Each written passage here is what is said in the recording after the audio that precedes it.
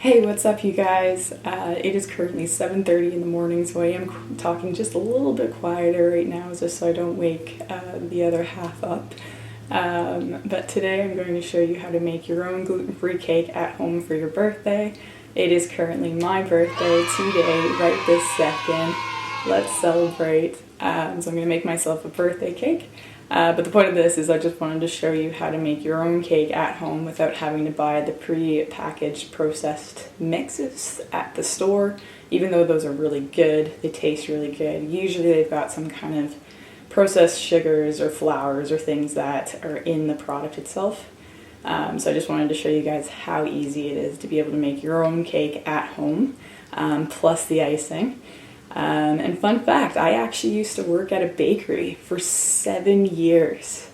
Yeah, super ironic that the celiac worked at a bakery for 7 years. I loved the job. I learned a lot. So now I'm going to pass all my tools on to you guys.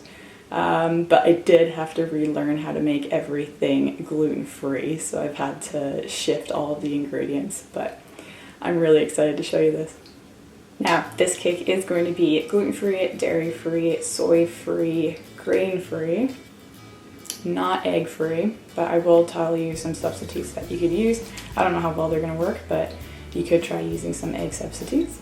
And all you're going to need is a bake tin, a food processor. If you don't have a food processor, you're just going to have to use some muscle, so that's totally fine. 2 bowls and a whisk, and then your ingredients. And I think that's it. Oh, and an oven. Most important part, you need an oven. Duh. Now just to show you a before comparison, this is actually a cake that I made last night using the Pamela's cake mix. Not bashing this stuff at all. It is so good. I kind of want to, take another slice out of the cake right this second. But I'm just gonna show you the before. This is what a pre-packaged cake would look like. And then once the other cake is ready, I'll put them both side by side and I'll just show you it's gonna look like this, but maybe a little bit prettier. Okay, so all the ingredients you're gonna need is all right here. Starting with the icing, you're gonna need dairy-free butter or just regular butter, whatever you wanna be using if you're not dairy-free, cocoa powder, maple syrup, coconut sugar, and then almond flour as well. And then for the cake itself, you're gonna need vanilla, oil, so an avocado oil or a olive oil. You're gonna need a dairy-free milk of some sort. I'm just using this one, so it's a toasted coconut. It gives it a little bit more of a coconutty flavor. It's really good. You can do regular eggs or egg whites, almond flour, coconut flour. Now if you are celiac like I am, just make sure that you're looking for these symbols on the flours and make sure that they are for sure gluten-free. Even the facility is gluten-free when that label's on there. Then you're going to do maple syrup, coconut sugar, cacao powder, baking soda, salt, and then some cacao nibs or whatever it is that you want to put on top of the cake. Just a little note about the sugars. These are still sugar. Don't be, fooled to think that they're not sugar. Even though they are natural sugars, coconut sugar is a little bit processed, and so it's not kind of like white sugar. It has small amounts of nutrients in it. But these are the 2 sugars that I'm going to be substituting instead of using white sugar. Okay, so starting with all the dry ingredients, you're going to add 2.5 cups of almond flour to the bowl, along with 3/4 cup of cacao powder, 1/4 cup of coconut flour. Then you're going to add 1.5 teaspoons of baking powder. From here, you're going to add 1 teaspoon of baking soda. And then the next ingredient is a pinch of salt or a 1/2 teaspoon of salt.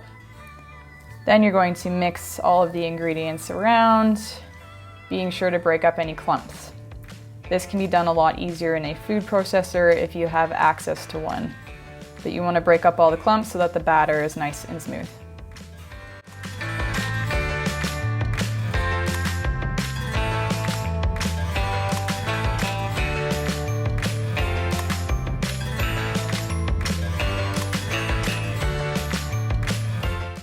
Onto the wet ingredients. You're going to add 4 eggs or 12 tablespoons of egg whites. Then you're going to add 1¼ cup of coconut sugar. From here, you will then add 1/2 cup of your milk of choice.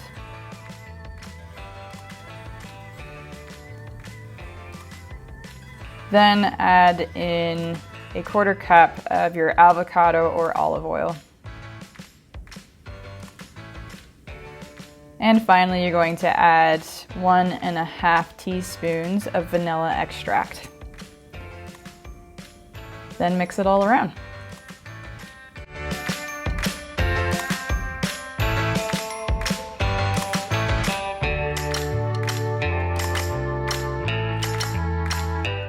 Then you're going to add your dry ingredients to your wet ingredients and mix it all around until the batter is nice and smooth and there's no clumps. And as I mentioned, you could also use a food processor if you do have it accessible, as this would be a lot easier. However, there's no harm in using some muscle.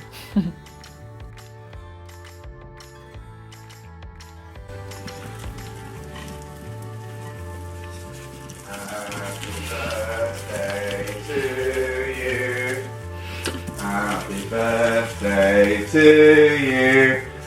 Happy birthday, dear Lauren. Happy birthday to you. Hooray! Happy birthday, love.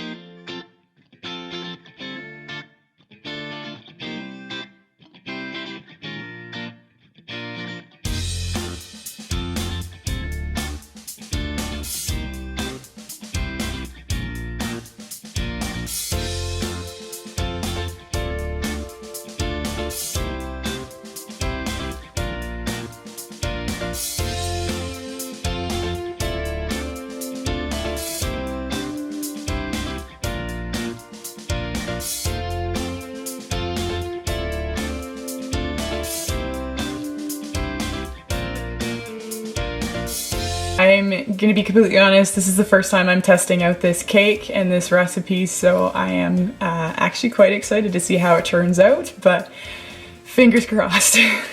Now on to everyone's favorite parts, the icing. So what you're gonna do is add 1/4 cup of dairy-free butter or just regular butter into the food processor. Then you're gonna turn it on and whip it around for a little bit. Then from here, you're going to add 1/3 cup of almond flour, and the same thing, put the lid back on and whip it around.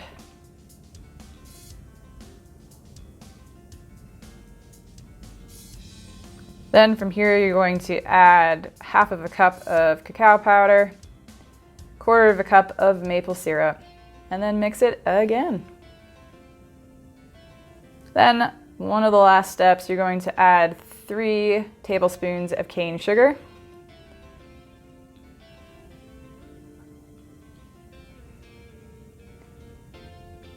And then I'm not gonna lie, this part I actually forgot about, but I had to put it all back together again after I did the mixing here.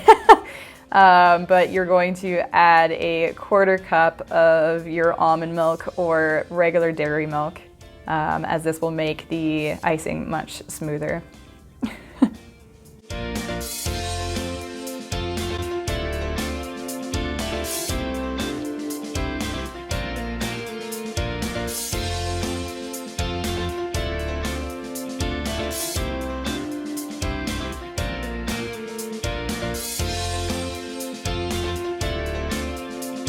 Now for one of the most important parts, make sure you get all of the icing out of the food processor. Do not waste it.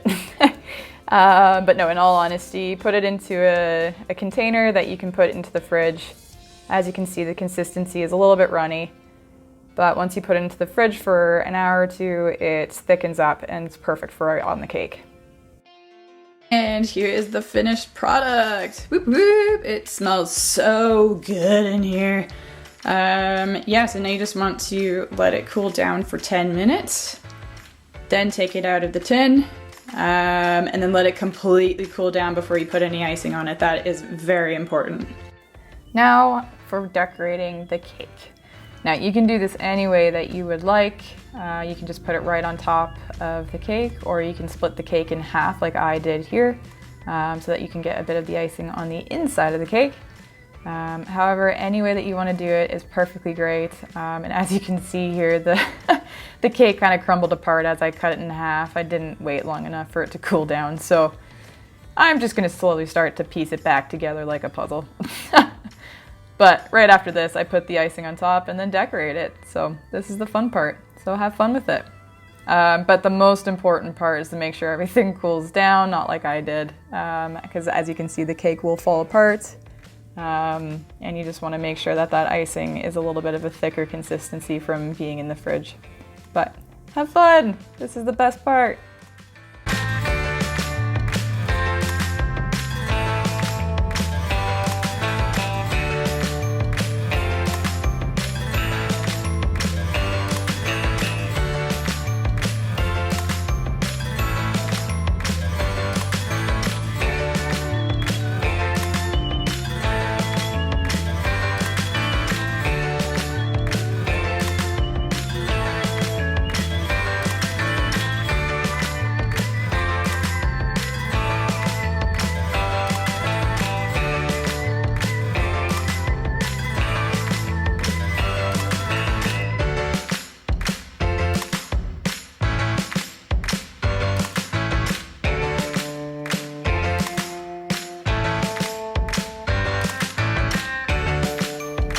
Okay, so excuse the hecticness of this kitchen behind there, but this is the cake that I made. And you can see the inside there. I put a bit of icing on the inside. It's quite dense. Looks absolutely delicious. I'm gonna try it in a minute. And then this is Pamela's. So these are the two different ones. So this one looks a little bit fluffier, but so this one has grains. This one does not. So you can kind of see the differences there. But I'm about to do a taste test, so you'll see. Hey guys.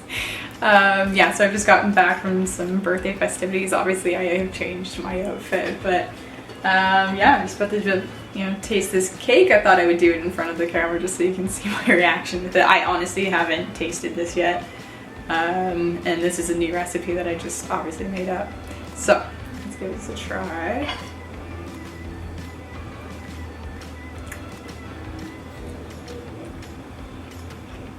Oh my god.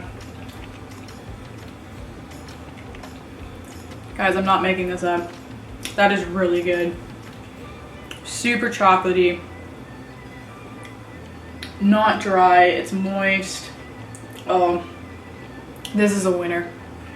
This is definitely a winner. I will link actually I'll put the recipe up on my blog and I'll link it down below in the description in case you want to give it a try, but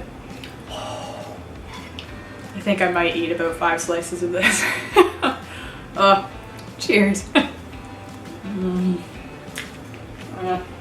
Okay everyone, this is where I'm gonna end the video. I'm gonna go enjoy the rest of my birthday. If you did like this video, please like, comment, and subscribe down below for more videos. And I will definitely see you in the next one. And if you try this recipe, please comment down below if you did like it or not. My mouth is watering to go and have another slice of cake, so I'm definitely gonna go and do that before we head out. Hope you have the best day. Bye guys.